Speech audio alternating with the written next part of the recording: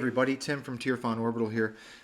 Just wanted to do a quick rundown, build, walkthrough video for my most recent commission.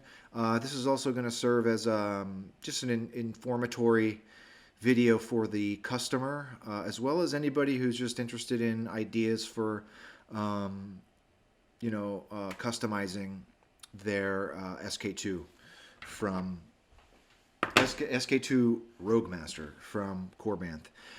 So this hilt came to me from the customer. The customer didn't do anything to the hilt, so it was from the factory. Customer wanted it to be weathered and installed with Proffie, right? So I like to say that Korbanth. Sometimes I think that Korbanth triple dips their hilts when they anodize them, which isn't a bad thing, right? So if you want to keep your hilt looking nice, looking shiny, their anodization process is great. It's never flakes. It's pretty sturdy. So, but what the challenge that brings is knocking that anodization back for weathering. And this was no exception. It was a little difficult. I had to do 3 treatments, chemical treatments to get knock the anodization back. I also had to work at it really hard with some scouring pads, but eventually got that anodization back and was able to aluminum black it a little bit. I wanted to keep that two-tone look, so these gunmetal parts still have a little bit of that anodization, but I was able to scour them a little bit just to make them look scratched and worn. But like I said, I really like that two-tone look. So you've got that silver and gunmetal clashing against each other, which is really cool. The Korbanth hilt, this hilt ships with 2 red buttons. One's a crystal and one's just a regular red button. I like the crystal one. You get some shine through in the blade if you keep that in. So we'll show that when we throw a blade in it. The switch control box, these are brass. They come brass from Korbanth. I also tarnished these, made them look a little bit worn and weathered. The grip, so Korbanth also ships some leather for their grip, and it's just a black leather. I'm just not a big fan of black, and the leather wasn't the best quality, so I just went ahead and used some of the leather wraps that I had laying around. This is calfskin or suede, same thing. So I just wrapped this and conditioned it to darken it up a little bit, and it also makes it a little bit softer. This hilt feels really good. I really like the way this feels in hand. So that's pretty much the outside. Really simple weathering. Not simple. It wasn't simple getting it down to that bare aluminum, but just a straightforward weathering. Make it look a little bit used. Make it look like it's been knocked around a little bit. So I think it looks great on the outside. But let's take a look at the inside, right? So. Client wanted a chassis with a crystal chamber. So what I ended up doing was designing a crystal chamber for this hilt. At the time I did not have a SK2 Roguemaster chassis in my wheelhouse, so I just went ahead and designed one for this build, and I think it came out really great. I gave it my usual treatment with some greeblies on the side.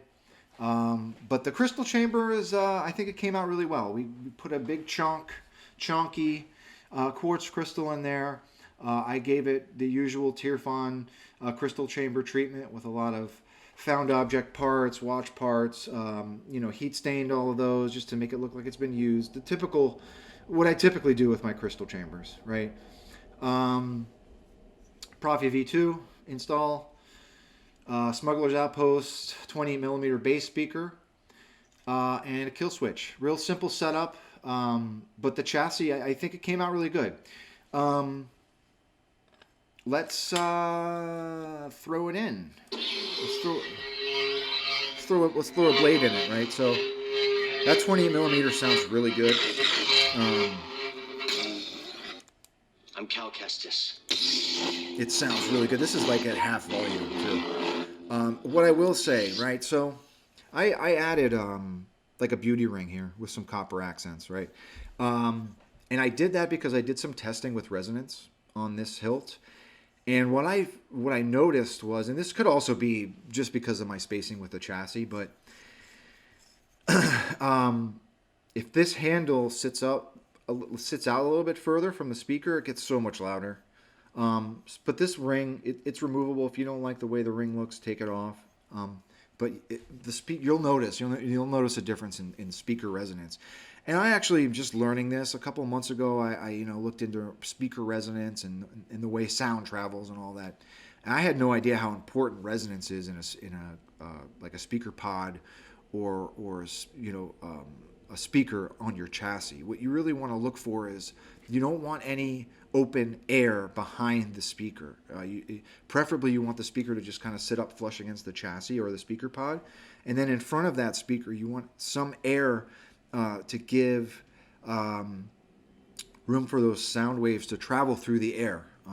And depending on how far away your speaker is to the end of the hilt or the end of your speaker pod, that can like drastically change how your speaker sounds, how good the bass sounds.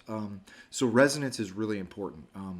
And I just found that it just sounds better if the handle's a little bit further away from the speaker. I mean, we're talking like maybe 2 millimeters, and it makes a huge difference. And you'll see when you get the saber or the hilt. But like I said, that's completely, you can just take that off if you don't like it. The speaker will be a little bit less loud if you do that. But let's throw a blade in it. Your blade retention screw is on the back.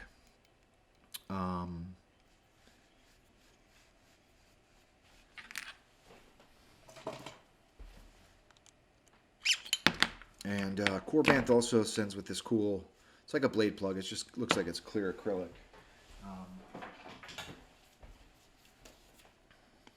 Takes a 1-inch blade. As always, when tightening your set screw, don't over tighten it. You want it to really just kind of hug that blade against the housing of the chassis, or of the hilt, sorry.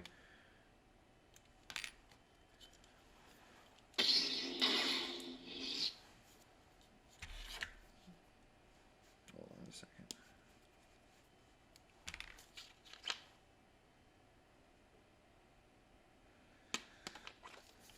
There we go.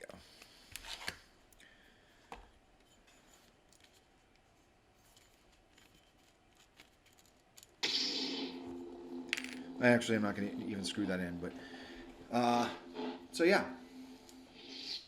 Your destiny lies with me, Skywalker. Hello. So I put on that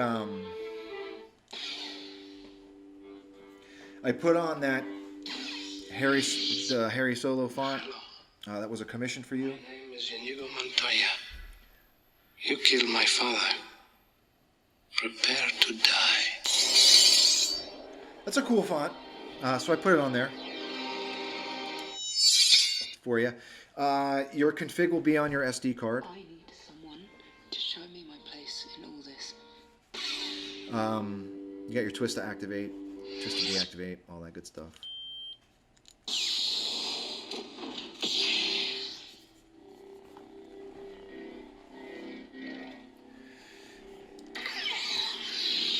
So that's pretty much it. I'm